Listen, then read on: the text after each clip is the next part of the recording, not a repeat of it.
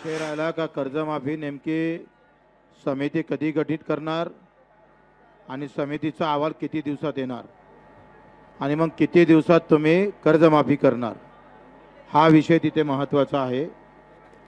दिव्यांगाचे 6,000चे महिन्याची मागणी केली होती, ते जून महिन्याच्या होणाऱ्या अधिवेशनामध्ये पुरवणी मागणीमध्ये त्याची तरतूद करू म्हणून त्यांनी सांगितली। आता या दोनही गोष्टीबाबत बाकीच्या बाबतीत त्यांनी मीटिंगा घेतल्या ते पण सांगितलं। आता या सगळ्या संदर्भात मी सध्या तरी एकटा निर्णय घेऊ शकत नाही। मी माझ्या कार्यकर्त्यासह ज्यांनी ज्यांनी पाठिंबे दिले त्या सगळ्यांना विचारून उद्या आम्ही निर्णय घेऊ आणि तो किती योग्य आहे काय आहे त्याच्यावर सगळी चर्चा करू आणि मग उद्या उपोषण सोडवायचं का राहू द्यायचं, पुढच्या आंदोलनाची कशी रेखा आखायची ते आम्ही उद्या ठरवणार आहे।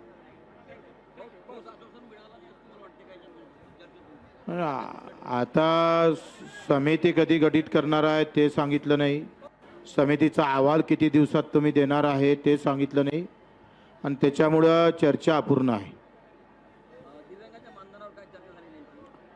दिव्यांगाचं मानधन वाढू असं म्हटलं, नेमकं किती वाढू हे अजून त्यांनी सांगितलं नाही, त्याबाबतही अजून अपूर्ण आहे।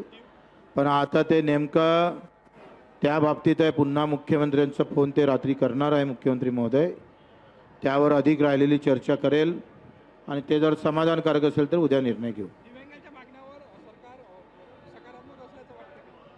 आता एकंदरीत त्यांनी म्हटलं का किती वाढ करायची आहे ते त्यांनी सांगितलं जरी नसली तरी वाढ करणार आहे त्यांनी सांगितलं, म्हणजे त्यांनी कबूल केलं आहे का आम्ही दिव्यांगाचं मानधन वाढवणार। त्याचा अर्थ ते सकारात्मक असलं, फक्त आमचा किंतु परंतु एवढा आहे का ते किती वाढवणार।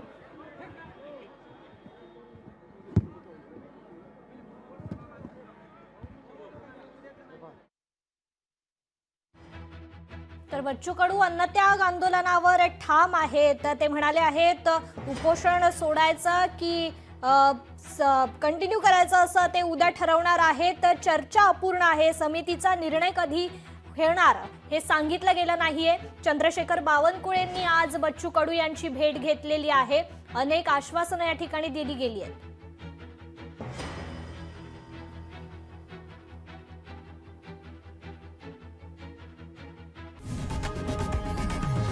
लोकशाही मराठी ऐका, पहा, जागरूक रहा।